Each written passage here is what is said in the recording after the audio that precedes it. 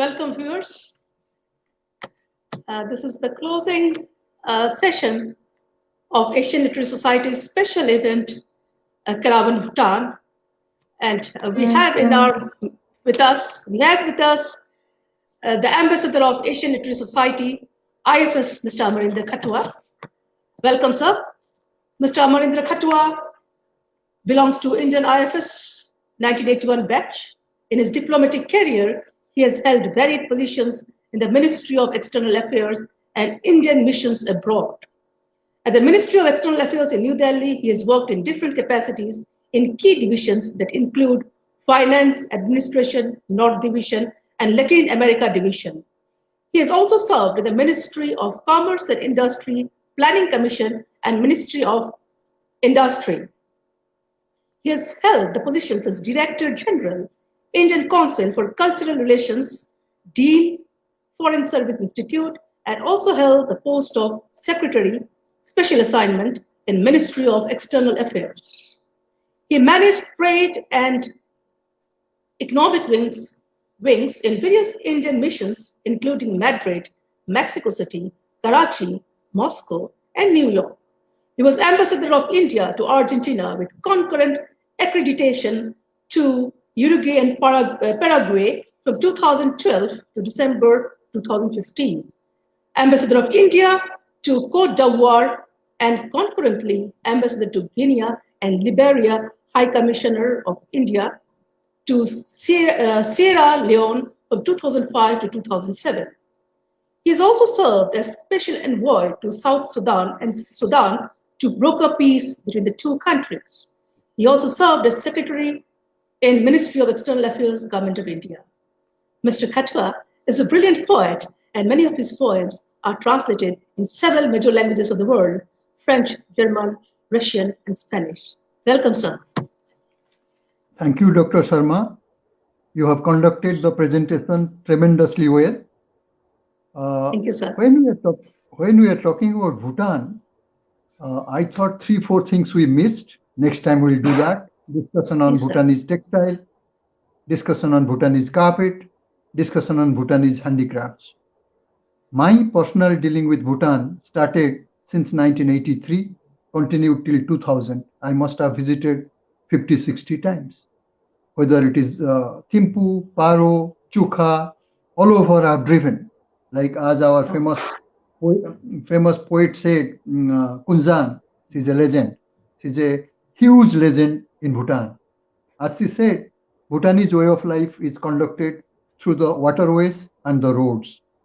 And Bhutanese way of life is absolutely distinct from all lifestyle of South Asia. 2, the tradition is monastic. Religious preaching forms the core of being which started from the beginning. But today when we are talking about Bhutan, there are lots of literature there, lots of modern literature. There are at least 60-70 blogs you can find of writing, poetry of Bhutanese people. The overseas Bhutanese in USA, overseas Bhutanese in UK run lots of literary blogs. Like you must have heard pioneer, I call him revolutionary, Gopilal Acharyaji. Not only journalism, he has a multidisciplinary approach. He links up literature, poetry, journalism, and political development in the country.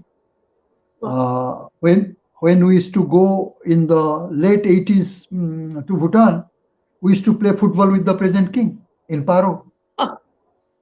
And but after the great raconteurship of Valmiki Prasadji, you should ask me a few questions wherever you think there is gap, because Indo-Bhutanese relationship is unique. It is embryonic and it is lots of respect.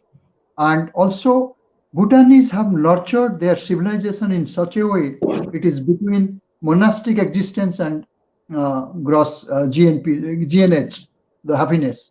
Therefore, you ask me something and we can continue this for 4-5 minutes. You must be tired. This is the fag end of the discussion. Yes, sir, you give us idea about the rich heritage of Bhutan. The traditional, the heritage of Bhutan, the culture and heritage of Bhutan. Bhutan is a small country with small population, but it has almost 18, 19 different spoken languages. Each language, each spoken language has a wide range of poetry, wide range of singing, wide range of preaching, wide range of conversation with Tibet, China, and the bordering countries. It includes also Nepal. Lots of Nepalese have migrated to Bhutan. Then second part is that when we are talking about Bhutan, Bhutanese textile is unique. It can compare a bit with China, Japan, but it has its distinct formative touch of the color, the mix, and the fiber. And second is like Bhutanese carpets. I spoke to you. Each house, each jong you will enter, you will see rich tapestries. Yes. All these things creates impression on a Bhutanese mind since childhood. Therefore, each Bhutanese is a writer, each Bhutanese is a storyteller, each Bhutanese is a poet. But in the publishing form, they did not have much. It is a recent phenomenon. And many of them who have come to India, in fact, in the South Asian Festival, which is organized by Ajit Kaurji, lots of Bhutanese young poets come. In fact, I'm forgetting the line. One young poet, she was reading two lines like this: that every time I go back to my roots, my heritage pulls me down. Then when I come up, I discover myself to be a different person every time. And then second is Bhutanese handicrafts.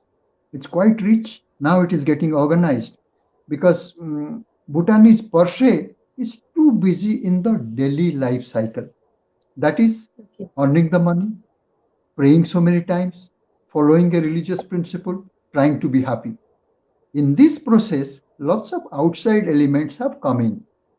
Outside elements, I'm talking about technical cooperation programs of, say, Norway, Denmark, Sweden, many countries. These technical cooperation programs are helping in renovation of Bhutanese handicrafts, Bhutanese tradition, Bhutanese heritage. It's a great help. That's why I said our society, I'm a small member of Asian Literary Society. Thank you for inviting me. We could invite some of the writers and poets of Bhutan, tell them, please translate it well in English, and we'll try to publish on behalf of Asian Literary Society a collection for the Caravan Bhutan. It will be a great. Yeah, fantastic idea. Actually, their first language is English, and the second is, that is the national language, is Jongkhan. Chilki. Yeah. That's right. That's so right. I think Yes. most things are written in English. That's what they said. Most poems, and these days, most of them, yeah. You're right. You're right. And Almost all of them are written in English, but it needs bit of editing and all, because there are lots of yes, young writers. They are eager yes, to express, yes, but they have not, like, say, for example, the people you have called, they are legends. They are big people. Like when you yeah, are talking about yeah, Gopilal Acharya-ji, you are calling Chablok, Kunjan. They are yeah. great people, and they are legends. People are scared of them. The Yes, so younger wonderful lot. people they are. Yes, so Yeah, humble. yeah, And yes. what I've seen is that in this writing evolution, I've seen writing culture evolution, what is there in their country, I've seen that there are more poets. That's what they were also saying. Our distinguished guests were also saying there were more poets. The young writer Poetry, starts writing yeah. poems only. Yeah, poetry Yeah. comes naturally to Bhutanese because chanting is part of their way of Yes. life. Yes. Yes. And second, Yes. the nature, they kept it exclusively outside from the outer world influence.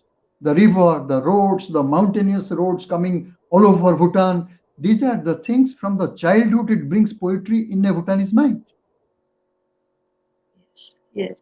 You know what I liked is that from the discussion, that when I asked about the question on how the traditional art is different from modern art, they said it is still representing religious significance, like Yes, spirituality and yes. religious connection, but it has modified with time. But the idea is always a religious connection, See, the the old traditional Bhutanese art, society, yeah, art of wherever Bhutan, art you, of whichever Bhutanese city you will go to, there is a monastery zone. From there, yeah. life starts. Everybody Uh, patronizes it. and that patronizes the locality. There is continuous exchange between religion and way of living. And this has come into every form of creativity, whether it is writing, whether it is textile, whether it is making carpets, whether like even when they come out, they see their dressing, which is makes them it looks so nice, so colorful, but yet so distinct. Yes, and I was just wondering that the oral literature of Bhutanese oral literature, how does it contribute to the wealth of Asian literature? Probably these all will be Buddhist teachings and folk. No, 90% are Buddhist teachings. Buddhism has lots of folk element in it. Yeah. Like Buddha's journey. Oral literature. Yeah. It's all but like this oral literature, you can record for listening, but understanding and translation will be very difficult. No, but they're writing it down. Yes.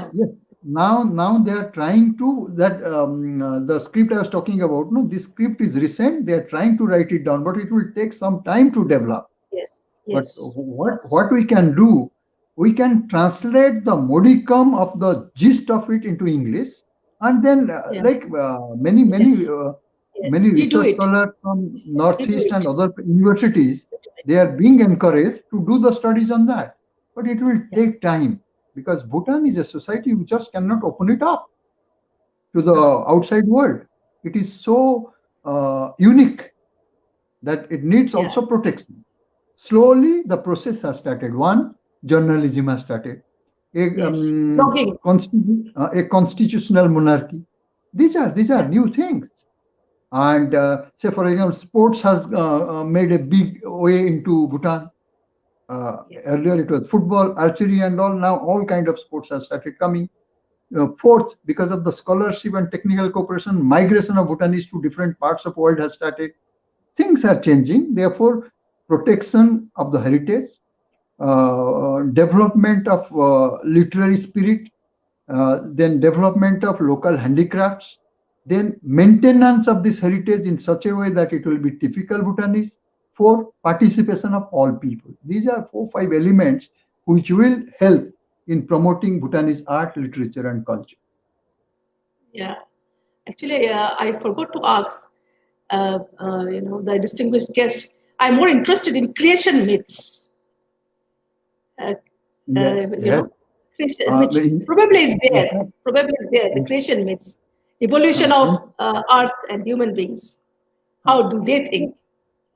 No, say Kunsang is a great, she writes lots of children's literature. She would have told you that. Yeah. But what we can that's do, what I forgot. It's we wonderful. We must end it here. Like the way you have continued, this is a great show. We can have like from Caravan Bhutan to Flying Carpet Bhutan. Next one, another literary show. And also we must invite lots of younger Bhutanese writers and poets to read. Sure. They can read and record it and send it to you, which you can read it. But I think they are very enthusiastic. I've come across so many enthusiastic writers and poets, sir. In fact, if I had time, I would have invited the Bhutanese ambassador to India, who is a great friend of India and Bhutan since last 40 years. He's a legend. Okay. Among all the ambassadors, he's one of the most popular ambassadors. And the last Bhutanese foreign secretary was with me in New York. He was the first secretary there. We are great friends. But when you are talking about these things, the 4 or 5 things which we discussed, one is the Bhutanese concepts in different things, Bhutanese textile, carpet and handicraft, younger lots who have gone outside, what is their view about Bhutanese literature, what literature should be. These are the things we'll discuss later. But thank you for calling me. And it's an excellent show you have put up, Dr. Sharma. So I would say thank you to the brothers and sisters of Bhutan. It's because of you we could all manage this program. Thank you so much, and thanks to all the participants of Caravan Bhutan. Thank you so much, Khadrin Chela. Thank you. Thank you. Bye.